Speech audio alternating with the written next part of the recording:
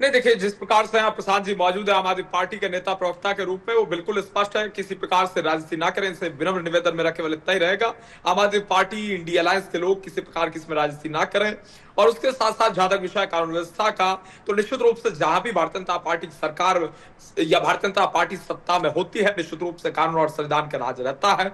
हम उन लोगों में से नहीं है जो इस लाल किताब को केवल दिखाने का काम करें कि भारतीय संविधान के आधार पर चलने वाली पार्टी इस देश में यदि कोई है तो भारतीय जनता पार्टी निश्चित रूप से है। और ये लाल किताब को लहराने का काम कौन पार्टियां करती हैं वो स्पष्ट रूप से सबको मालूम है। उन्हें इसके आधार पर दो कदम चल भी लेना चाहिए, इसे पढ़ भी लेना चाहिए और इसका अनुसरण भी कर लेना चाहिए। मेरा विनम्र निवेदन रहेगा, आम आदमी पार्टी के प्रवक्ता भी यहाँ मौजूद हैं। और उसके साथ साथ जहां तक विषय दिल्ली सरकार का, दिल्ली प्रदेश का, भारतीय जनता पार्टी का, केंद्र सरकार का, गृह मंत्रालय का, दिल्ली पुलिस का और लॉ एंड ऑर्डर का, तो निश्चित रूप से एक्शन लिया जाता है।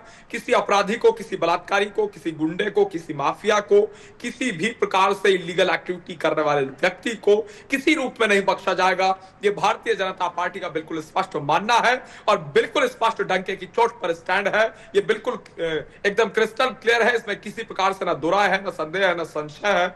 और जिस प्रकार से पब्लिक को बरगलाने का प्रयास, पब्लिक को बरगलाने का कार्य आम आदमी party, Congress party, Samajwadi party, Congress party, एक प्रकार से टीएमसी और अन्य राजनीतिक दल इंडिया अलायंस के लोग करते हैं, मैं सोचता हूँ बहुत ही दुखद है, निंदनीय है। जनता मुंहतोड़ जवाब वोट की चोट करके देती रही है इन्हें और भविष्य में भी देती रहेगी, इसमें कोई दो राय नहीं है। और मेरा इनसे विनम्र निवेदन यही रहेगा, जो कहते हैं वो इन्हें करना चाहिए। ये संविधान संविधान चिल्लाने का काम करते हैं, लेकिन असल में कानून और संविधान के हत्यारे यही है। एक प्रकरण और प्रशांत जी ने कहा था, प्रशांत जी ने कहा मध्य प्रदेश की इन्होंने शायद बात की और मनोहर लाल धाकड़ की इन्होंने शायद बात की।